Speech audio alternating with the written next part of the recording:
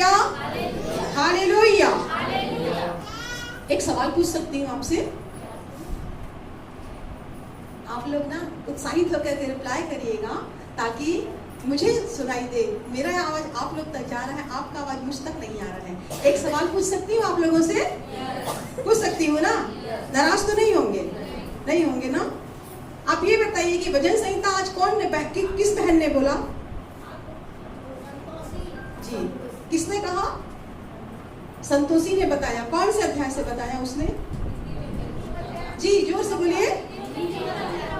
क्योंकि ना जो पढ़े लिखे हैं वो लिख लेते हैं डायरी में, घर जाकर उसको पढ़ लेते हैं, और जो नहीं पढ़े लिखे हैं कम से कम उनके माइंड में वो लिखा जाता है ना, छप जाता है। हमारा ब्रेन, हमारे माइंड में कंप्यूटर माइंड है ना, ये मेमोरी है हमारे, यहाँ पे क्या हो जाना चाहिए, छप जाना चाहिए। तो आज का नीति वचन बहन संतोषी ने भजन संहिता संतोषी ने बोला, और नीति वचन का कौन सा अध्याय से बोला उसने? आने वाले संडे को हम फिर कभी मौका लगेगा तो हम फिर पूछेंगे उस बात को, है ना? इस बात का स्मरण रखिएगा। आइए आप मेरे साथ बाइबल में से निकाल लीजिएगा नीति वचन उसका 30 अध्याय। नीति वचन 30 नहीं 31, मुझे इंग्लिश और हिंदी में कंफ्यूजन हो जाता है।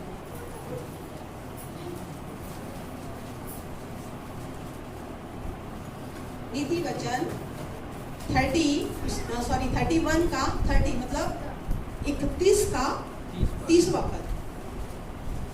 जिस भी भाई और बहन को मिला हो वो निकाल के पढ़ने में मदद करें। नीति वचन 31 का 30।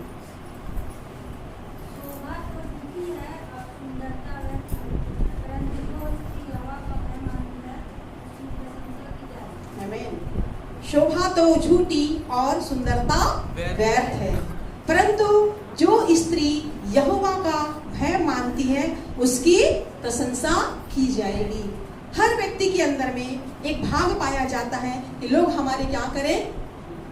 बोलिए, आगे की बात मैं नहीं बोलूंगी, मैं आधा आधा बोलूंगी। 50 मेरा 50 आपका, है ना? 50-50 में तो फिर आगे बढ़ेगी गाड़ी। मैं आगे एक पहिया लेके मैं आगे जाऊंगी, एक पहिया पीछे रह जाएगा तो मजा नहीं आएगा, है ना? हर व्यक्ति क्या चाहता है? अपनी प्रशंसा सुनना चाहता है, प्रशंसा करना चाहता है, तारीफ सुनना चाहता है।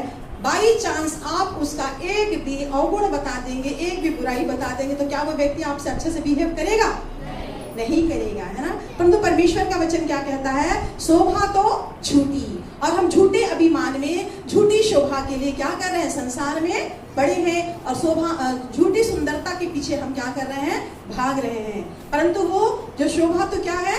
झूठी है, वो झूठ है। वो झूठ का भाव कौन लेकर के आता है हमारे अंदर में?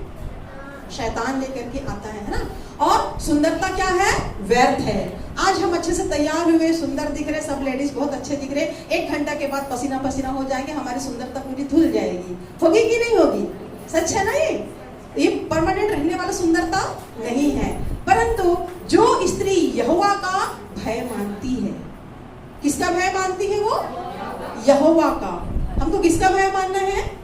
यहोवा का भय मानना है। उसकी हमेशा प्रशंसा होती है, चाहे वो दिखने में सुंदर हो या ना हो, चाहे वो बोलने में अच्छा हो या ना हो, परंतु यदि वो परमेश्वर का भय मानती है तो उसकी प्रशंसा निरंतर की जाती है।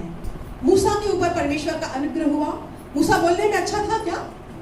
नहीं, वो बोलने में क्या था? भद्दा था, है ना? हकलाता था। परंतु परमेश्वर की दृष्टि उसके ऊपर में हुई, और उसको किसका राजा बना दिया गया? किसकी अगुवाई करने के लिए बोला गया मूसा को? अब बोलो, इजराइलियों का अगवा बनाया। तो इजराइली क्या 2 या 4 ही थे क्या?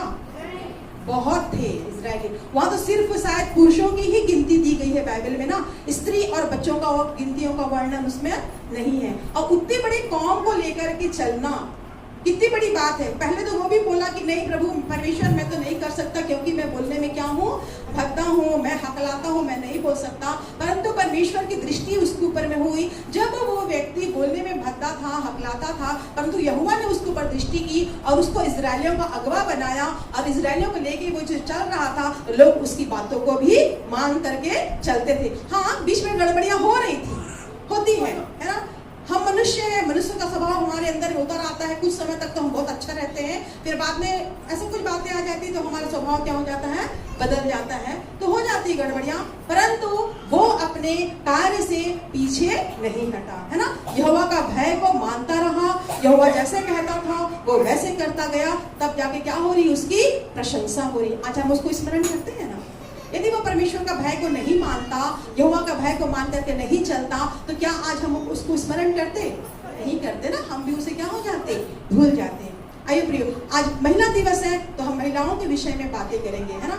नीति वचन 31 का 30 वर्ड्स में हमने क्या पढ़ा? शोभा तो झूठी और सुंदरता व्यर्थ है, परंतु जो स्त्री यहोवा का भय मानती है उसकी प्रशंसा की जाएगी। मेरे प्रियो, बाइबल बहुत सुंदर वचनों के द्वारा हमें सिखाना चाहती है कि जो स्त्री यहोवा का भय मानती है, हमें अपने फैमिली में और किसी का डर और किसी का भय नहीं, सर्वप्रथम परमेश्वर का डर और भय हमारी जिंदगी में होना चाहिए। जब हम परमेश्वर का डर और भय मान करके चलेंगे तो निश्चय हमारे द्वारा कोई भी गलत काम नहीं होगा, है ना। जब प्रभु का डर और भय हमारे जीवन में नहीं बना रहेगा ना, तो शैतान हमारे हृदय में कब्जा करेगा और नाना प्रकार की गड़बड़ियां, नाना प्रकार की गलतियां हमारे जिंदगी के द्वारा होती रहेगी, जिसकी वजह से पूरे माहौल क्या हो जाते हैं, पारिवारिक माहौल खराब हो जाता है। जहां हम जॉब कर रहे हैं वहां का माहौल खराब हो जाता है। हम जहां कहीं जाएंगे लोग हमें देख करके अजीब समूह बना के, रहे तो गड़बड़ी पैदा करने वाली स्त्री आ गई, ऐसा टाइप का भावना उत्पन्न होता है। लेकिन जो यहोवा का भय मानता है उसकी क्या की जाती है, प्रशंसा की जाती है। और निश्चय ही परमेश्वर के हम स्त्रियां परमेश्वर के हाथों में अपने आप को हमें समर्पण करना है, तो खुदा हमें बुद्धि और बल को देता है, जिसके द्वारा हम अपने परिवार को, हम अपने कुटुंब को, हम अपने रिश्तेदार को, हम अपने समाज को, हम अपने कलीसिया को क्या कर सकते हैं, चला सकते हैं। बाइबल में बहुत सारी स्त्रियों का वर्णन किया गया है। मैंने भी आधा स्त्रियों के बारे में जाना है, आधा स्त्रियों के बारे में नहीं पढ़ा है, तो फिर भी मैं कोशिश करती हूँ कि जितनी स्त्रियों के बारे में मैंने पढ़ा है उसके बारे में आपको जरूर बताऊंगी। क्या आप मुझे ये बता सकते हैं कि हमारी आदि माता कौन थी? उसके बारे में भैया बहुत बार चर्चा कर चुके हैं और वो बहुत बार हमें बता चुके हैं। हमारी आदि माता कौन है जी? आदि माता पिता नहीं, अब्राहम का भाई। हाँ, वो नाम बोलो उसका। मैं क्लू दे रहा था। क्लू? अच्छा नहीं, सब इन्वॉल्व है इसमें आंसर देने में। आदि माता कौन है? कौन? अब्राहम की? हाँ, अब्राहम की पत्नी मतलब सारा। अच्छा, हम लोग भी क्या कहला सकते हैं? आदि। हमारी आदि माता क्या है? सारा है ना। उसको स्मरण रखना है। हम अपने दादा परदादा तक याद रखते हैं, उसके बाकी का रिलेशन तो हम लोग क्या हो जाते हैं, भूल जाते हैं। लेकिन हमारी आदि माता कौन है? सारा। और बहुत सारी स्त्रियों का वर्णन बाइबल में किया गया है। सारा है, रिबका है, राहेल है, लिया है, मरियम है। मरियम कौन? कितनी मरियम थी? कितनी मरियम थी? अगर नहीं तो फिर आज सीखने का भी अवसर है। कितनी मरियम थी हमारे साथ? मतलब बाइबल में कितनी मरियम का वर्णन किया गया है? एक मरियम कौन है? जो यीशु की माँ थी। एक मरियम कौन है? जो लाजर की, और एक मरियम जी जो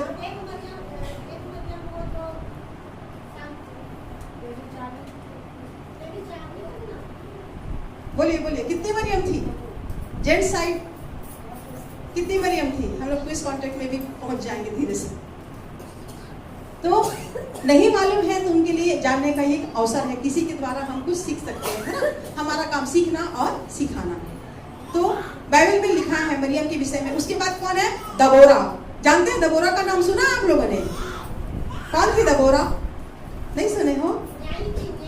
न्यायी स्त्री थी, न्यायाधीश थी, ओल्ड लेडी थी, न्याय करने वाली, जज करने वाली। और हुल्दा, हुल्दा के विषय में सुना है? हुल्दा कौन थी? हुल्दा कौन थी? वो एक भविष्यवक्ता थी, भविष्यवाणी करने वाली। और अबीमेल,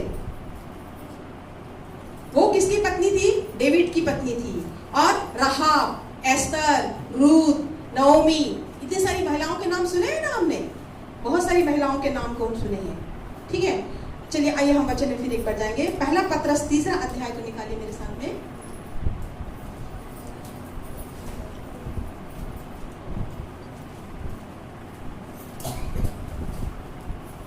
पहला पत्रस उसका 3 अध्याय 3 से 4।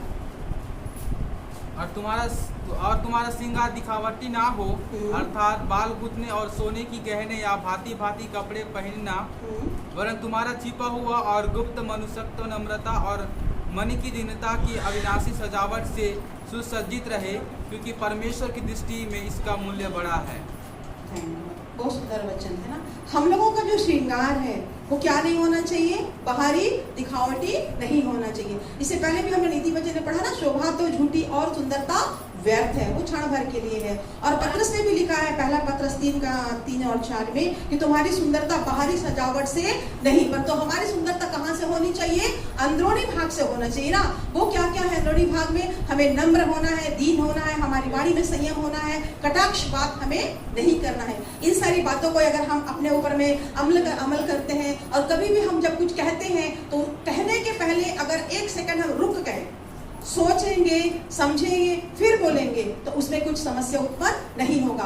और हम बिना सोचे समझे किसी भी बातों को अगर हम बोल देते हैं तो निश्चय ही बहुत कुछ हो जाता है उसमें। तो हमारे अंदर में वो अंदरूनी जो सजावट है, अंदरूनी भाग है, हमारे अंदर का जो श्रृंगार है ना, उसको उबारने की हमें आवश्यकता है। बाहरी सजावट सुंदरता हमें सुंदर नहीं बना सकती है, ये क्षण भर का है, लेकिन अंदरूनी भाग में जो हमारा जो सुंदरता पाई जाती है उसे निखारने की आवश्यकता है। और जब उसे निखार करके उसे हम अमल करते हैं, उसे अपनी जिंदगी में लागू करते हैं, तो हमें बाहरी सुंदरता की आवश्यकता नहीं पड़ती है। बहुत सारे पास्टर्स लोगों की मिसेस को मैं देखती हूँ, जब वो स्टेज में रहते हैं ना, तो इतना सिंपल एक चोटी किए रहते हैं और सिंपल से साड़ी पहने रहते हैं, पर चेहरे में बहुत ग्लो रहता है उनके, एक सुंदर, बहुत अच्छे लगते हैं। मैं दिनकरण पास्टर साहब दिनकरण की मिसेस को देखती हूँ, उनकी बेटी को, और बहुत सारे पास्टर्स लोगों को देखती हूँ, उसका फेस में एक शालीनता नजर आता है, एकदम चेहरा में ना बहुत सुंदर ग्लो नजर आएगा, एक नूर चमकता है, एक शालीनता का भाव नजर आता है। तो उस अंदरूनी भाग को हमारे जिंदगी में क्या करना है, अमल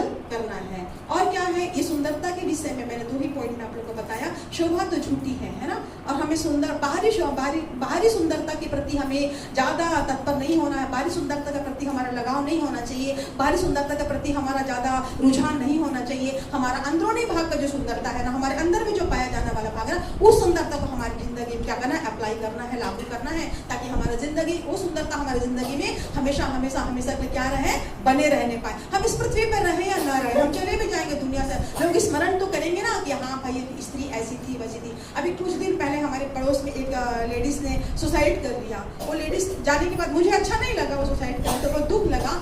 उसका एक भाग मेरे को बहुत अच्छा लगता था, कितने भी वो दुख में रहे, तकलीफ में रहे, मुसीबत में रहे, बहुत परेशानी से जिंदगी काट रही थी, लेकिन वो ऊपर से नीचे तक एकदम टिप टॉप रहती थी, कहीं से आप उसकी कमी नहीं निकाल सकते थे, इतने सुंदरता के साथ वो रहती थी। तो मेरे को वो भाग उसका बहुत अच्छा लगा कि हम दुख में रहते हैं तो चेहरे में उदासी रहती, परंतु उसके चेहरे में कोई उदासी नहीं रहती थी। चली गई दुनिया से, अनजान थी, प्रभु को नहीं जानती थी। अगर प्रभु में रहती तो शायद सुसाइड भी नहीं करती, लेकिन अफसोस हुआ, दुख लगा इस बात का जान करके वो बहन हमारे बीच में नहीं है। लेकिन मैं इसको सुंदरता की ओर मेरा ध्यान आकर्षक हो गया एकदम से। अच्छे साड़ी पहनना, अच्छे चूड़ी पहनना, बहुत अच्छे से हेयर स्टाइल, सो क्या आप देखोगे तो सुंदर ही नजर आती थी वो, और शाम रात तक भी देखोगे तो वैसे गेटअप में नजर आती थी। हम तो जैसे भी पढ़े रहते, लेकिन वो बहुत अच्छे से रहती थी। मुझे अखर गया उसका मर जाना, मुझे अच्छा नहीं लगा, बहुत दुख लगा। तो जैसे बच्चे ने लिखा है कि सुंदरता तो क्या है, झूठी है ना, और क्षण भर में क्या हो जाती है, वो समाप्त भी हो जाती है। पर तो हमारे मन की सुंदरता को हमें क्या करना है, निखारने की आवश्यकता है। और हमने पहले भी हमने क्या बताई, मैं स्टार्टिंग में आप लोगों को बोली ना कि स्त्री है, एक बुद्धिमान स्त्री ही है, अपने घर को क्या करती है, बनाती है, और एक मूढ़ स्त्री अपने घर को क्या कर देती है, ढा देती है ना। तो हम धन्यवाद देते हैं परमेश्वर का कि परमेश्वर ने अपने वचनों के द्वारा हमें नवाजा है कि हम बुद्धिमानी के साथ अपने परिवार को लेकर के चल रहे हैं, है ना। और महिलाओं के गुण के बारे में हम थोड़ा सा प्रकाश डालेंगे।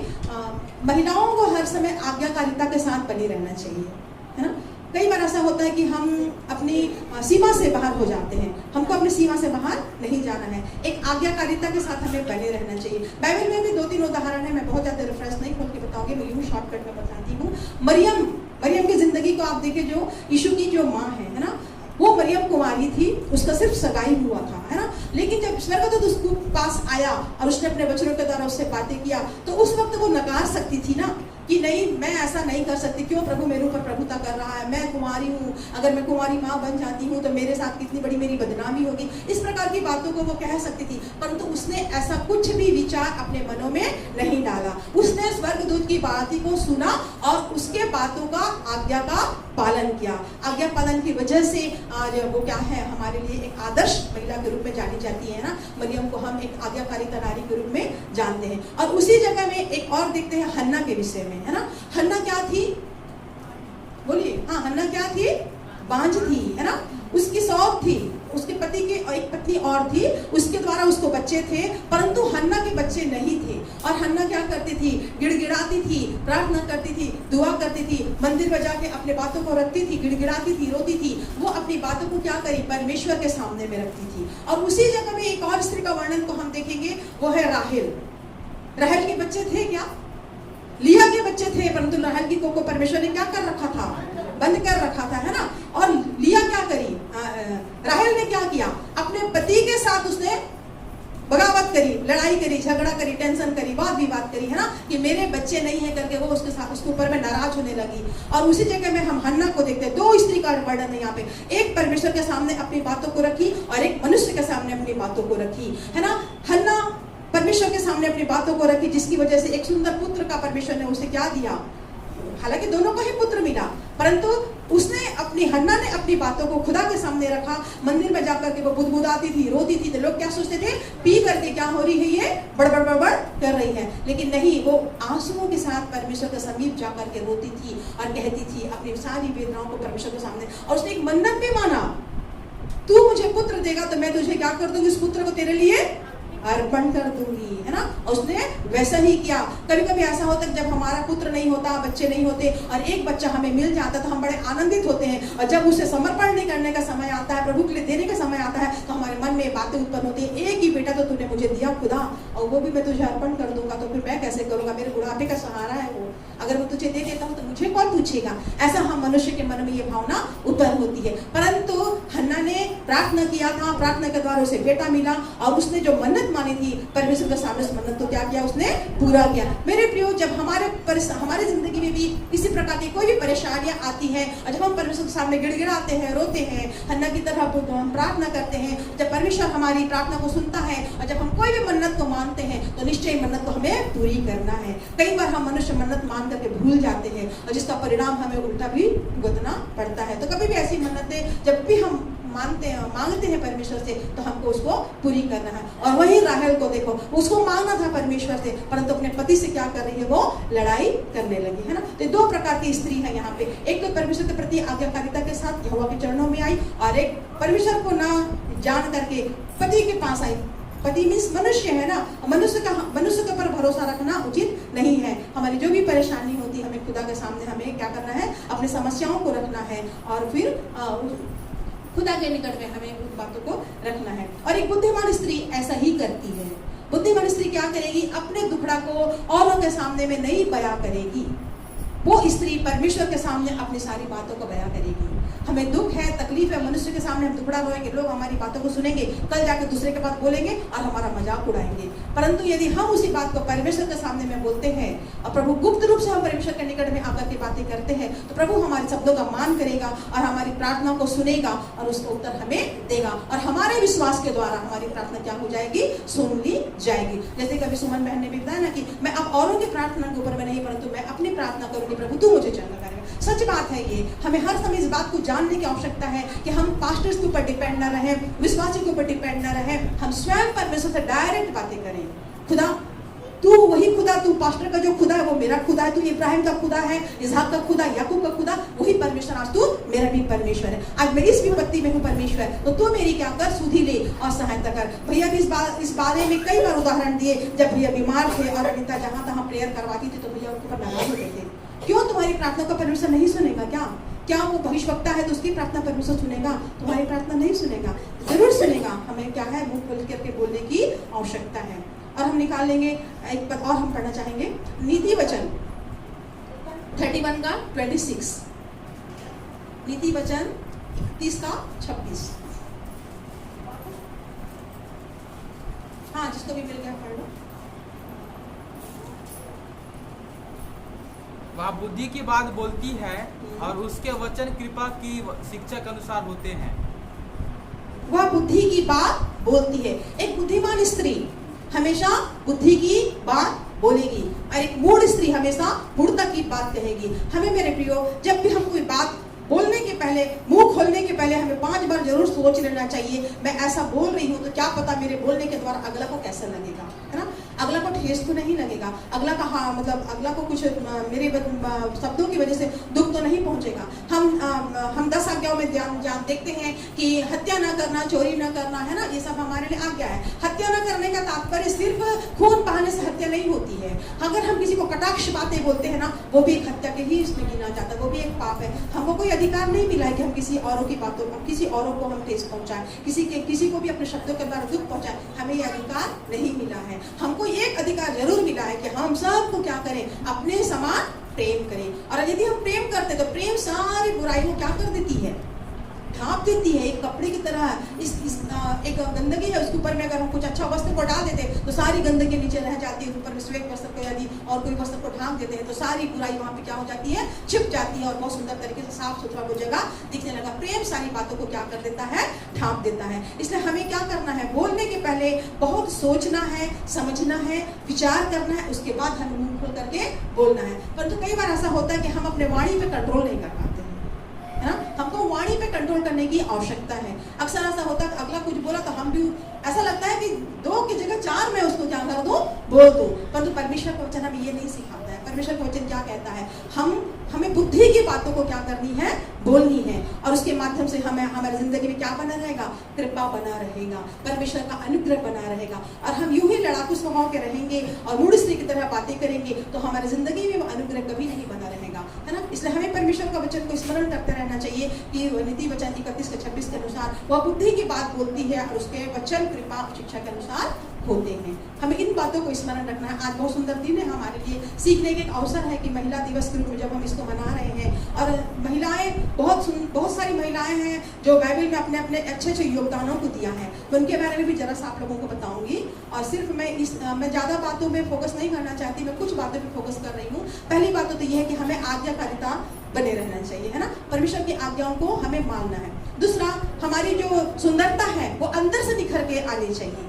बाहरी दिखावा, बाहरी साज श्रृंगार हमारा वो मनुष्य, हमारा बाहरी वो दिखावा है, परंतु हमारा जो सुंदरता है वो हमारे अंदर से बाहर आनी चाहिए। और बोलने के समय में भी हमारी वाणी में संयम होना चाहिए और हमें मिठास बोलना चाहिए, किसी को ठेस न लगे इस बात का जरूर ध्यान रखना चाहिए। बोलने के पहले जरूर सोचना चाहिए मेरे इस बातों से अगला को कुछ दुख तो नहीं लगेगा, क्योंकि हमें कोई अधिकार नहीं दिया कि किसी को ठेस पहुंचा सके। हमें ये जरूर अधिकार मिला कि हम औरों को क्या करें, प्रेम करें। ठीक है, अगला की बातें अगर आपको बुरी लगती है ना तो बोलने का एक तरीका भी होता है ना। हम नॉर्मल वे पे उसको बोल करके उसको हम आपस में सुलझा सकते हैं और आपस में फिर हम एक हो सकते हैं। और एक गुणी व्यक्ति है, गुणी महिला है, कुछ भी कहने के पहले वो जरूर उसको सोचेगी, समझेगी, फिर बोलेगी।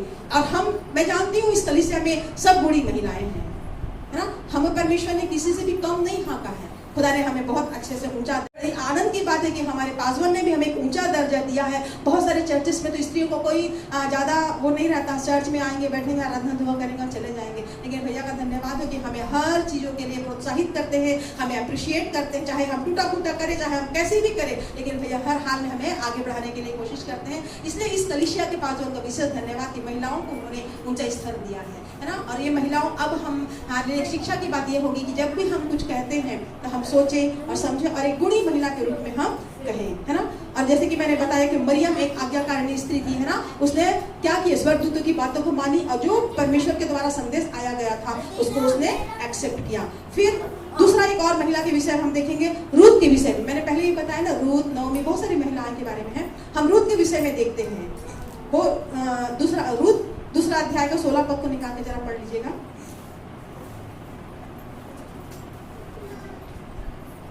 रूत की पुस्तक, उसका दूसरा अध्याय का 16।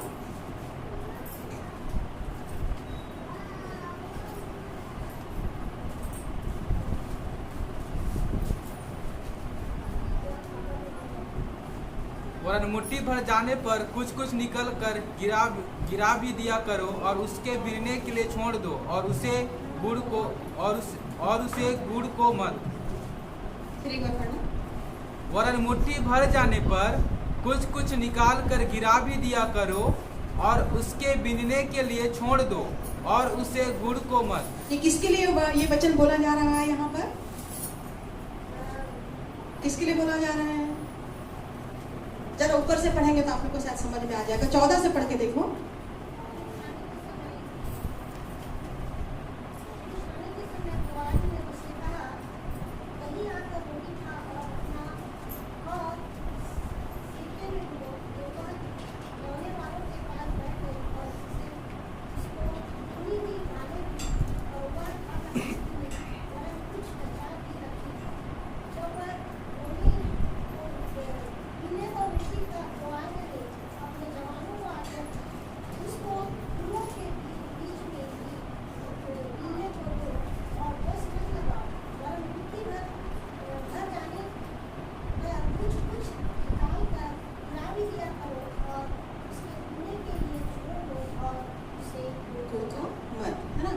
किसके विषय में बताया गया है? रूत, है ना। रूत किसकी बहू थी? नओमी की बहू थी। और पहले भी हमने इसके बारे में पढ़ा है ना। और ये इन्होंने क्या किया था, बैतलहम में पहले रहते थे, बाद में बैतलहम को छोड़ के लोग दूसरी जगह चले गए, है ना। कौन सी जगह में चले गए थे? कौन सी जगह में चले गए थे? मोआब के देश में, है ना। और बैतलहम से लोग वहां चले गए। वहां जाने के बाद क्या क्या, रूत, नओमी की 2 बहू थे, 2 बेटा 2 बहू, है ना। इन लोग 6 प्राणी क्या करें, उस स्थान पे चले गए और वहां जाके परदेसी समान रहने लगे। और वहां पे क्या पड़ा, अकाल पड़ा। वहां पे नओमी का बेटा, दोनों बेटे खत्म हो गए और उसका पति भी खत्म हो गया। अब रूत और नओमी और उसकी दोनों बहुएं साथ में थी। जब देखी कि नओमी ने कि मेरे बेटे नहीं रहे, तो उसने क्या कह दिया अपने दोनों बहुओं को कि अब तुम लोग अपने मैके जा सकते हो, अपनी जिंदगी अपने हिसाब से चला सकते हो। परंतु रूत ने ऐसा नहीं किया। उसने क्या किया, नओमी से क्या कहा, पहला अध्याय के 16 में लिखा हुआ है। रूत बोली, तू मुझसे यह विनती न कर कि मुझे त्याग या छोड़कर लौट जा, क्योंकि जिधर तू जाए उधर मैं भी जाऊंगी, जहां तू टिके वहां मैं भी टिकूंगी। तेरे लोग मेरे लोग होंगे और तेरा परमेश्वर मेरा परमेश्वर होगा। जहां तू मरेगी वहां मैं भी मरूंगी और वही मुझे मिट्टी दी जाएगी। यदि मृत्यु छोड़ और किसी कारण मैं तुझसे अलग हूं तो यहोवा मुझसे वैसा ही वरन उससे भी अधिक करे। देखो कितनी अच्छी बात है ना। एक सास के प्रति बहू की एक जिम्मेदारी और एक फर्ज को बता रहा है यहाँ पर।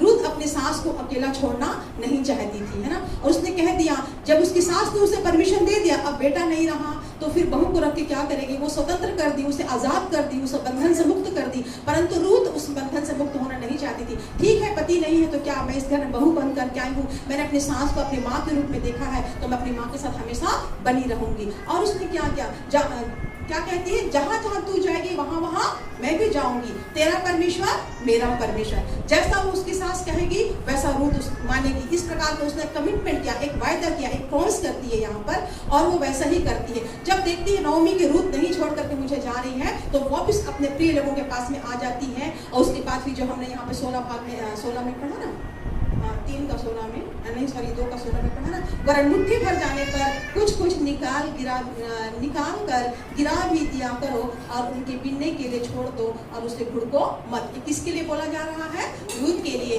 और रूत अपनी सास की बातों को मान करके इस स्थान पर आती कार्य करने के लिए, और वहां पर क्या कर रही है। और मतलब जब वो देखता है, बॉस देखता है, उसने कहा यहाँ आकर रोटी खाना, उसको क्योंकि उनका लोग था, उनका जन था, वो अपने साथ उसे बुलाना मांगता था, लेकिन वो नहीं, अपनी सास की बात को मान के उस स्थान पे वो गई। और फिर तब जाकर फिर उसकी भी वहां पर क्या हुई, रिस्पेक्ट हुई। किसकी वजह से हुई? क्योंकि उसकी सास की वजह से, उसकी सास की बात को मानने की वजह से, उसकी आज्ञा को मानने की वजह से। तो यहाँ हम एक रूत के प्रेम को देखते हैं और एक समर्पण को देखते हैं ना। रूत का प्रेम अपनी सास के प्रति, नओमी के प्रति एक प्रेम को देखते हैं और एक समर्पण को देखते हैं। यदि आज के डेट में ऐसा होता, पति खत्म हो गया है तो सास के साथ बहुए का टिक पाना बहुत ही मुश्किल हो जाता। लेकिन उन दिनों की बातों को सोचो और समझो कि यदि रूत के मन में ऐसी सुंदर भावना उत्पन्न हुई कि मैं अपने सास के साथ बनी रहूंगी, एक कितना सुंदर एक प्रेम का एक भाग है वो, है ना। एक प्रेम है और एक समर्पण है। अपनी पूरी लाइफ रूत ने नओमी के लिए दे दी और दोनों साथ साथ बने रहे। तो कितनी अच्छी बात है। और फिर हम आगे देखते हैं एस्तर के विषय में भी। एस्तर ने भी एक बहुत अच्छा काम किया। एक कौन सा अच्छा काम किया था उसने, क्या कोई बता सकता है? क्या किया था उसने? अपनी कौम के लिए वो इकलौती अकेली क्या हो गई थी, खड़ी हो गई थी, है ना। उसे डर था, अगर वो खड़ी हो जाती इसी प्रकार से यूं ही तो शायद वो मार भी दी जाती होती, लेकिन परमेश्वर के आज्ञा के अनुसार उसने किया। इसकी वजह से अपने कौम की पूरी उसने क्या कर ली, कौम के लोगों को उसने बचा लिया। उसके कौम के लोगों को, पूरे लोगों को मारने के लिए युक्ति बना दी गई थी, परंतु परमेश्वर उसके साथ था, उसे अपनी बुद्धि से नवाजा और उसने ऐसे युक्ति बनाई, ऐसी युक्ति करी जिसकी वजह से उसके पूरे कौम के लोग क्या हो गए, बच गए। उसकी बहादुरी का वर्णन को हम देखते हैं यहाँ पर। वो अकेली थी परंतु परमेश्वर उसके साथ था। वो अकेली संघर्ष करी और अपने पूरे कौम के लोगों को बचा ली। एक कौन सा गुण पाया जाता है उसके अंदर में? एक बहादुरी का गुण पाया जाता है। मेरे प्रियो, मैं बहुत ज्यादा और नहीं कहूंगी। मैं महिलाओं के गुण के विषय में, पहले तो मैंने महिलाओं की सुंदरता के विषय में बताया कि हमारी जो सुंदरता है वो अंदर से निखर करके बाहर आनी चाहिए। हमारे अंदर जो भी भाग है वो अंदर से बाहर आना चाहिए। कई बार मैं कई लोगों के मुंह से बहुत सारी बातों को भी सुनती हूँ। मैं अपनी तारीफ में कुछ नहीं कहना चाहूंगी, लेकिन एक बात जरूर बताना चाहूंगी कि मैं जब पढ़ाती हूँ स्कूल में और जिस क्लास में मैं जाती हूँ, वो बच्चे लोग मुझे देख करके, अब नहीं पता मेरे शक्ल देख के डर की वजह से या फिर मेरा रिस्पेक्ट की वजह से, वो मैं नहीं जानती हूँ, परंतु मैं जाऊंगी जहाँ भी बच्चे बहुत साइलेंट हो जाते हैं, मर्सी मैडम आ रही बोल के सीधे क्लास के अंदर भाग जाएंगे। मैं कॉरिडोर से चलती भी रहूंगी ना, लास्ट वाली क्लास में भी कोई बच्चा दरवाजे से बाहर झांका और मुझे कहीं देख लिया तो सीधे क्लास के अंदर, और पूरे क्लास के बच्चे को बोलते मैडम आ रही है। मैं थोड़ी ना जाकर उनको मारूंगी, डांटूंगी, मैं तो पढ़ाऊंगी भी नहीं उनको, क्योंकि अपर क्लास के बच्चे हैं। फिर भी उन लोग क्या करते हैं, मेरा डर की वजह से क्या हो जाते हैं, क्लास के अंदर भाग जाते हैं। तो मैं नहीं जानती कि ये क्यों है, क्या है, वो मुझसे डरते हैं या मेरा आदर करते हैं, वो मुझे नहीं मालूम। फिर छोटे क्लास में जाऊंगी जहाँ भी पढ़ाने के लिए ना, तो मेरे बच्चे बहुत सुंदर तरीके से मैं जो भी पढ़ाऊं कान लगा करके सुनते हैं, एकदम बोलते मैडम एकदम ऐसे बैठे रहेंगे। मैं तो स्टोरी की जैसे पढ़ाती हूँ स्कूल में मैं उन लोगों को बहुत ज़्यादा वो नहीं करती कि स्टोरी की तरह पढ़ाती हूँ, और लोग बहुत कान लगा कर सुनते हैं। फिर मेरे बगल वाले क्लास में दूसरी टीचर पढ़ाते रहती है, इतना हल्ला होता है ना कि मेरे से बर्दाश्त नहीं होता। इस साइड में देखती हूँ तो इधर भी हल्ला होता है, कभी कभी तो बहुत अच्छा नहीं लगता, अनकम्फर्टेबल लगता है कि मैं पढ़ाते समय मुझे डिस्टर्ब हो रहा है। मैं चुपचाप निकल के जाके ना खिड़की से झांकती कौन सी टीचर पढ़ा रही है, और जैसे बच्चों की नजर मेरी तरफ पड़ती तो एकदम साइलेंट हो जाते। फिर टीचर झांकती कौन आकर साइलेंट करा के चला गया, मतलब बाहर से ही ऐसा है। तो फिर अभी भी जस्ट एग्जाम ड्यूटी चल रहा था, मेरे साथ एक मलयाली टीचर थी, उसके क्लास में कोई बच्चे साइलेंट नहीं रहते, वो बहुत हल्ला करते हैं, वो चिल्लाते रहेगी, बजाते रहेगी, मारते रहेगी टेबल को, बहुत साइलेंट कराने की कोशिश करती, एक बच्चा साइलेंट नहीं होता है। लेकिन उसकी ड्यूटी मेरे साथ लगा दी सिस्टर ने, बोलती मर्सी मैडम आपके साथ जो है ड्यूटी करेगी, 1 घंटे के बाद आप अपना कॉपी चेकिंग करिएगा, वो ड्यूटी करेगी। तो मैं बोली ठीक है सिस्टर, क्योंकि अभी मैं 1 सप्ताह नहीं थी ना, तो मेरा बहुत लॉस भी हुआ, मेरा काम बहुत पेंडिंग हो गया था, तो उनको दया लगा मेरे ऊपर, तो बोले कि नहीं आप अपना काम पूरा करिएगा और ये ड्यूटी करेंगे। तो मैं बोली ठीक है सिस्टर ऐसा करें। फिर मैंने 1 घंटा अपना काम करी, और जब मैं एग्जाम वगैरह लेकर बैठ गई कॉपी चेकिंग करने, अब उसकी टर्न थी कि क्लास को साइलेंट कराएं, लेकिन उसको नौबत ही नहीं आया क्लास साइलेंट कराने की, क्योंकि मैं वहाँ पे बैठी हुई थी। अब मुझे देख करके बच्चे चुपचाप बैठे हुए थे। अब मैं इस चीज़ को नोटिस भी नहीं करी कि मेरे बारे में टीचर क्या सोच रही है। वो जाके प्रिंसिपल मैम को और एक सिस्टर को बोलती है मर्सी मैडम से ना बच्चे ना बहुत डरते हैं, शायद नहीं मतलब मर्सी मैडम क्लास में रहती है ना, उनके बच्चे ना बहुत साइलेंट रहते हैं, बहुत शांत रहते हैं, अच्छा से हैंडल करती है। तो बाद में छुट्टी था, सैटरडे का लास्ट पेपर का दिन, आने के समय बोलती है मैडम आपके बच्चे ना बहुत अच्छे हैं। मैं दिमाग लगाई मेरे कौन कौन से बच्चे अच्छे हैं, मैं कहाँ कहाँ पढ़ाती हूँ और कौन कौन से मेरे बच्चे अच्छे हैं, क्योंकि मैं क्लास 3 की क्लास टीचर हूँ, तो मुझे लगता है मेरे 3 के बच्चे अच्छे हैं करके। तो नहीं, आप जहाँ भी जाते हो ना, जहाँ भी जिस क्लास में बच्चे को पढ़ाते हो ना, वो बच्चे ना बहुत साइलेंट रहते हैं। सोना मैडम आपके बारे में ऐसे ही बोल रही थी, आप जहाँ भी पढ़ाते हैं ना बच्चे बहुत अच्छे से सुनते हैं, आपको ना गॉड गिफ्ट है। मैं बोली थैंक गॉड सर, मुझे नहीं मालूम था कि गॉड गिफ्ट है करके, लेकिन बाद में एहसास हो सच बात है कि हाँ ये परमेश्वर का एक दिन है कि जहाँ कहीं भी हम जाए प्रभु अपने लोग हमारे मतलब रिस्पेक्ट करते हैं और आज्ञाकारिता के साथ रहते हैं। आज जिन बच्चों को मैं पढ़ा करके पढ़ के निकल भी गए हैं, बहुत बड़े बड़े हो गए हैं, अचानक मुझे देखते हैं, एकदम आ जाते हैं, मुझे सामने खड़े हो जाएंगे, नमस्ते करेंगे, पैर छुएंगे और फिर बोलते हैं मैडम पहचाने। मेरे को बहुत सोचना पड़ता है, 15-20 साल पहले जाना पड़ता है कि बच्चा कौन है, मेरे को तो पहचान नहीं रही। फिर बाद में बताते हैं नाम, तो बोलते हैं हाँ। तो मुझे बहुत अच्छा लगता है कि चलो कुछ भाग है कि ऐसा होगा जिसकी वजह से वो मुझे क्या करते हैं, स्मरण करते हैं। कुछ तो ऐसा होगा मेरे अंदर में, मैं नहीं जानती वो क्या है, अच्छा है बुरा, वो मुझे नहीं पता है, पर कुछ तो है। तो ये परमेश्वर का एक देन है, खुदा का एक अनुग्रह है कि लोग हमें स्मरण करते हैं। वही बात मैं आप लोगों को बताना चाहती हूँ कि हमारे अंदर में जो गुण है ना, उसको हमें निखारने की आवश्यकता है। ऊपर से तो लोग बहुत अच्छे कहेंगे, लेकिन अंदर से जो भाग हमारा निकलता है, अंदर का जो हमारा स्वरूप है, अंदर से जो हमारे जो गुण है हमारे निकलते हैं, अंदर की जो सुंदरता है वो निकलती है ना, तो लोग हमेशा हमेशा हमेशा के स्मरण करते हैं, हम वहां रहें चाहे हम ना रहें। दूसरी बात आज्ञाकारिता, जैसे कि रूथ आज्ञाकारी बनी रही है ना, मरियम आज्ञाकारी बनी रही, एस्तर को अपने कौम के लिए एक दुख था, दर्द था, है ना, और उसने बहादुरी के साथ सामना किया, परमेश्वर की आज्ञा के अधीन रही। वैसा हमें भी आज्ञाकारिता में होना आवश्यक है। यदि लोग हमारे बारे में कुछ भी बोलता है ना, उसको हमको सोचना है, पहले तो ध्यान से सुन लीजिए कि बोला क्या, उसके बाद हमको सोचना है, उसके बाद समझना है, उसके बाद उसको बोला बहन आपने ऐसा ऐसा बोला, ऐसा क्या कारण से बोला, क्या बात है। अगर आपकी कोई गलती को पॉइंट आउट कराता है ना, तो आप उसको थैंक यू बोलिए। क्यों? क्योंकि हमारी गलती हमको नजर नहीं आती है, अगला अगर हमारी गलती को बता देता है ना, तो हमारे सुधारने की आवश्यकता है। और निश्चय कि हम सुधरते सुधरते ही क्या हो जाएंगे, अच्छे बन जाएंगे। और हम अगर नहीं सुधर पाए, हमारी गलती को बताने वाला कोई नहीं रहा और हम नहीं सुधर पाएंगे ना, तो हम वही के वही ठहरे रहेंगे, है ना। जो डाली मुझ में बनी रहती है और फल नहीं लाती है, तो उसे क्या करता है खुदा? काट देता है। और जब हम प्रभु यीशु मसीह के साथ बने हुए हैं ना, हमें क्या है, डाली की तरह है प्रभु के साथ में, और हम बने हुए हैं और हम अच्छा फल नहीं ला रहे हैं, तो हम इस तरह से काट दिए जाएंगे और आग में झोंक दिए जाएंगे। खुदा ने हर एक को एक वरदानों से तृप्त किया। ऐसा कोई व्यक्ति नहीं कह सकता कि परमेश्वर का अनुग्रह नहीं है, सबके ऊपर में है, सबके ऊपर में है, सबको अपने अपने वरदानों से तृप्त किया है, आत्माओं के फल से परमेश्वर ने नवाजा है। बशर्ते यही है कि हम प्रभु की आज्ञा को माने और उसको अपने अंदर से उभारने की उभारे, ताकि प्रभु हमें क्या करे, इस्तेमाल करे। मैं हमारी कलीसिया की बहुत बहनों को भी ना अप्रिशिएट करती हूँ। ये लोग बोलते हैं नहीं दीदी हम नहीं कर सकते, हम नहीं गा सकते, हम नहीं खड़े हो सकते। मैं बोली नहीं, आप ऐसा गलत सोच रहे हो, आप ऐसा मत सोचो, आप कर सकते हो, आपके अंदर टैलेंट है, बशर्ते आपको थोड़ा सा पुश करने की जरूरत है। अब मैं इनका हाथ पकड़ कर उठाने की कोशिश करती हूँ, भले मुझे लोग बुरा कहें भला कहें, उससे मैं तो केयर नहीं है, I don't mind it, but परमेश्वर की महिमा के लिए हम किसी व्यक्ति को भी खड़ा करते हैं तो प्रभु के राज्य के लिए हम उसे क्या कर रहे हैं,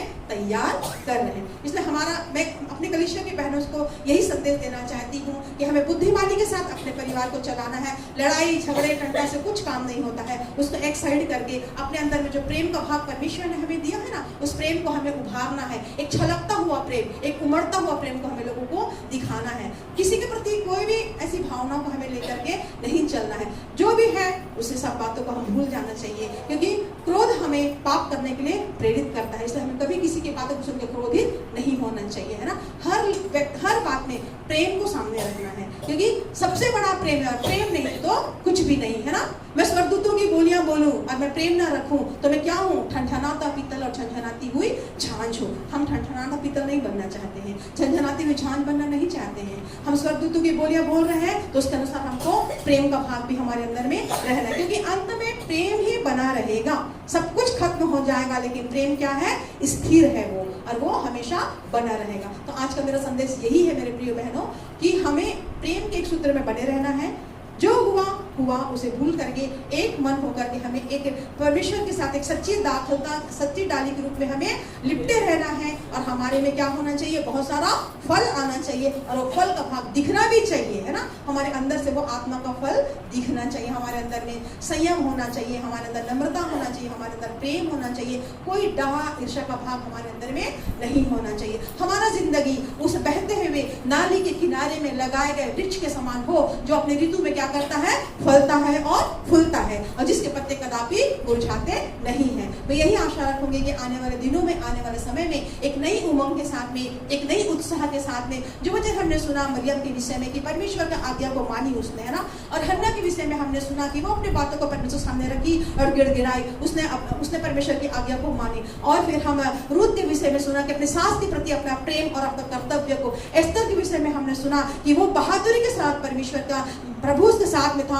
और बहादुरी के साथ अपने कौम के लिए क्या करी, वो लड़ी, अपने कौम के लोगों को पूरा उसने बचा ली, उन्हें नाश होने का अवसर नहीं दिया। तो ये जो बातें हमने आज मैं शेयर की आपके सामने में, इन वचनों के द्वारा आपकी जिंदगी में परमेश्वर काम करे। और निश्चय में विश्वास करती कि आने वाले समय में हम सब महिला एक मन एक चित्त होकर के प्रभु की सेवा में क्या करते जाएंगे, आगे बढ़ते जाएंगे। ऐसा नहीं समझना कि हम पढ़े लिखे नहीं, हम कम पढ़े लिखे हम बोल नहीं सकते। प्रभु तो अनपढ़ और मूर्खों को चुना ताकि ज्ञानवान के ज्ञान को क्या कर सके, वो नाश कर सके। और हमारे लिए बहुत अच्छा अवसर है कि हम प्रभु के भवन में पाए जाते हैं, और ये कलीसिया हमारा अपना घर है। हम टूटा फूटा भी बोलेंगे, गलत भी बोलेंगे, हमारे सुधारने के लिए हमारे पासवान हमारे साथ है, वो जरूर करेक्शन करेंगे कि हाँ यहाँ पे बहन आपने गलत बोल दिया, आपको ऐसा बोलना है। ये सीखने का अवसर है हमारा, है ना। सीखते सीखते सीखते ही क्या हो जाता है, व्यक्ति क्या हो जाता है, परिपक्व हो जाता है ना। Practice will make a man perfect. हमें कंटिन्यू प्रैक्टिस करते रहना चाहिए और हमारे अंदर में वो ज़ील और जलल की आत्मा होना चाहिए कि हाँ मैं ऐसा कर सकती हूँ। तो परमेश्वर इन वचनों के द्वारा आप सभी को आशीषित करे। आगे हम प्रार्थना में जाएंगे।